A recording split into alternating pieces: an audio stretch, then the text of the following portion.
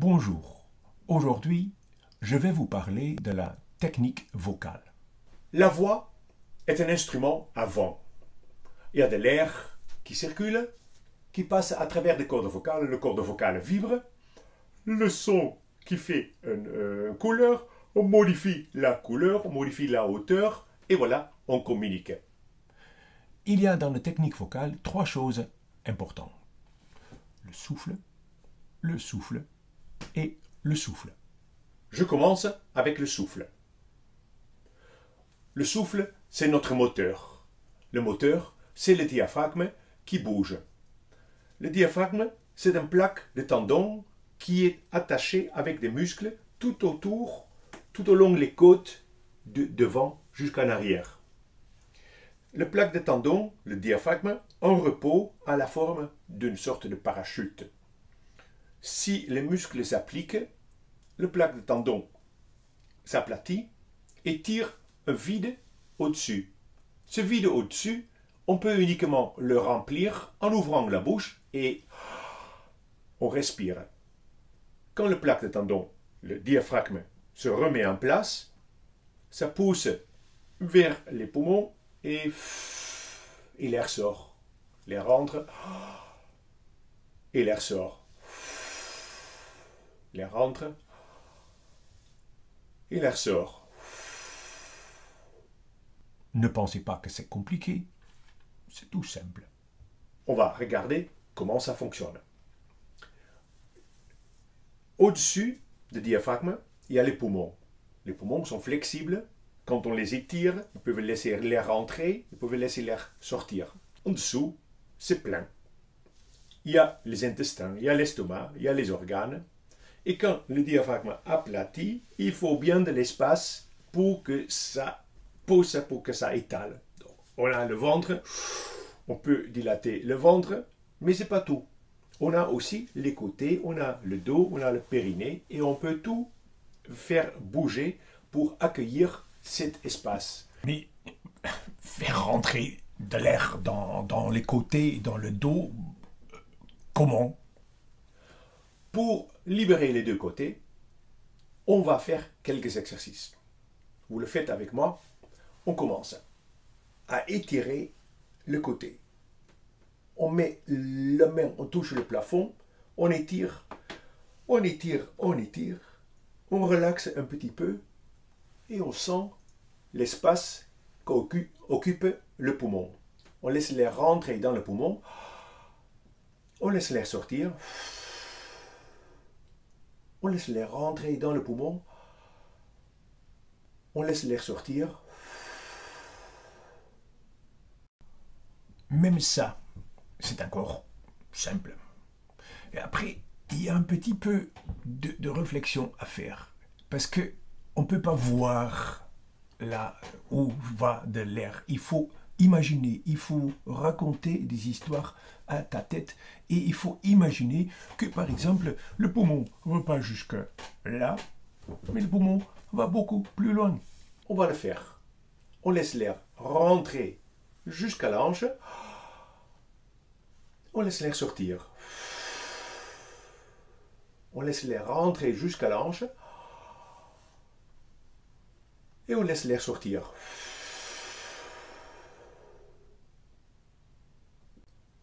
Ça, c'est ce que j'appelle une bonne dose de farflutisme. Évidemment, le poumon ne va pas jusqu'à la hanche. Il y a de l'air qui va jusqu'au diaphragme et pas plus loin. Mais la tête a toujours besoin d'imaginer des choses. Parce qu'il y a des muscles en dessous qu'il faut bien actionner. Et on n'a pas tous les capteurs de partout. On n'a qu'une tête pour le faire. Et donc, on va, avec notre imagination, on va imaginer que l'air va du doigt aux orteils. Faites-le avec moi. On laisse l'air remplir des doigts jusqu'aux orteils. L'air rentre et l'air sort. L'air rentre, ça remplit tout le côté et l'air sort. Avec un peu de chance, vous sentez un courant d'énergie qui se met en place. En gardant ce courant de l'énergie, on sort tout gracieusement. Et vous sentez la différence entre le côté qui est allumé et le côté qui dort. C'est exactement le but de cet exercice. Ouvrir le côté, activer les muscles pour qu'on puisse les utiliser pour chanter. Voilà. Maintenant, on est bancal. On va vite faire l'autre côté. On touche le plafond, on étire, on étire, on étire, on relaxe un petit peu et on remplit l'autre poumon. L'air rentre et l'air sort. L'air rentre et l'air sort. On imagine que le poumon va jusqu'à la hanche. On rentre, on laisse l'air entrer et on laisse l'air sortir. On remplit et on laisse l'air sortir. Et on imagine que ça va de doigts aux orteils, on remplit tout le côté et on laisse l'air sortir. On remplit du haut en bas. On laisse l'air sortir. Restez un tout petit peu en haut et sentez l'énergie qui commence à tourner. Gardez cette énergie tout en sortant gracieusement. Et là, ouf, on est en équilibre. Ouf, comme tu dis. Et en plus, c'est pas difficile, c'est facile. Et c'est pas tout, parce que les deux côtés, on peut ouvrir les deux côtés, mais on peut ouvrir le dos aussi. Et le dos, ça fait du bien. Bien sûr, on va le faire. On va vous faire ouvrir le dos. Mais le dos... Qu'est-ce qu'il y a avec le dos? T'as mal au dos? Ah oui, bien sûr, le dos. Le dos, c'est costaud, mais c'est fragile en même temps. Donc là, il faut peut-être mieux que on négocie doucement qu'on va travailler avec le dos. Imaginez, il y a 3 énormes cartons sur la dernière étagère. On va le jeter avec un grand soupir par terre. On prend le premier et on le jette avec un grand soupir. Numéro 2. Et numéro 3.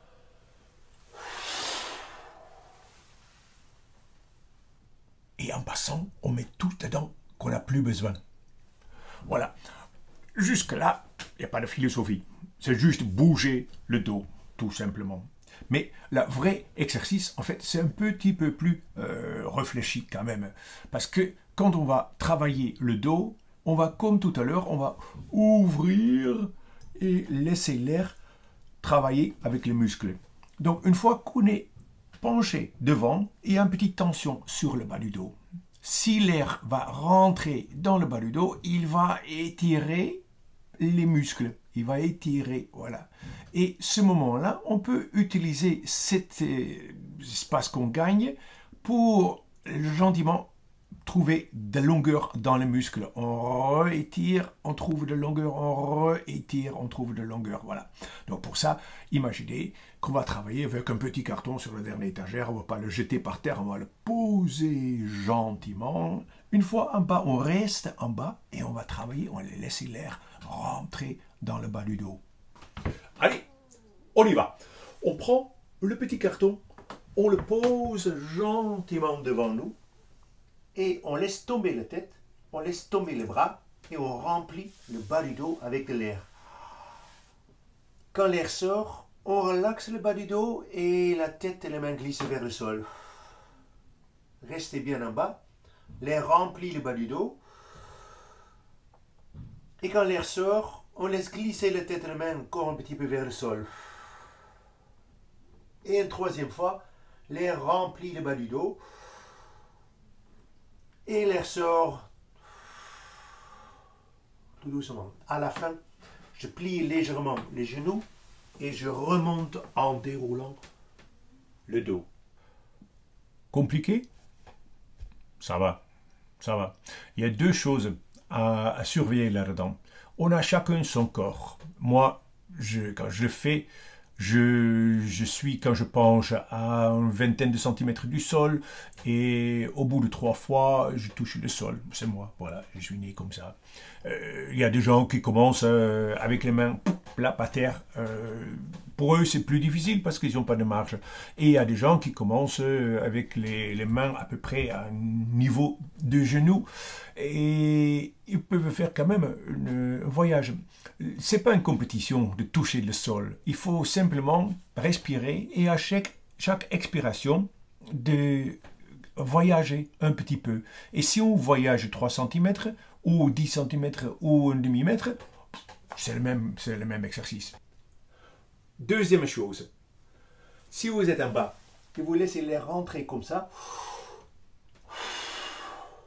en fait, l'air se met dans le ventre et on peut le faire jusqu'à l'éternité sans que ça fasse rien pour le dos. Restez en bas, laissez l'air rentrer en gardant la tête et les mains sur place. L'air sort et là, on bouge. Bien. Et à quoi ça sert? À quoi ça sert? À quoi ça sert? À quoi ça sert? Ça sert à respirer. À respirer. Là, on a besoin de notre moteur. Si l'air rentre maintenant, on a ouvert les deux côtés. L'air peut rentrer dans la largeur. On a ouvert le dos, on a ouvert le bassin. L'air peut rentrer dans la profondeur. Et on peut même imaginer que l'air traverse tout le corps. Donc si on laisse l'air rentrer, on laisse l'air sortir, on n'a plus rien à faire. L'air rentre et l'air sort. Et c'est magnifique, non? L'air rentre et l'air sort. L'air rentre à travers dans le sous-sol et l'air sort vers le plafond. C'est magnifique. Et pour chanter, ça fait quoi? Pour chanter, pour chanter. Oui, j'avais dit qu'on a besoin de moteur. Donc on a besoin de diriger l'air qui rentre, qui sort. Pour l'instant, c'est un laisser-faire. L'air rentre, l'air sort. Mais si on garde l'air, rien n'est bloqué. Je garde l'air, je peux le diriger. C'est comme un tiroir, j'ouvre, je ferme. Je peux le faire plus vite, plus lent. Et si je laisse les cordes vocales vibrer là-dedans,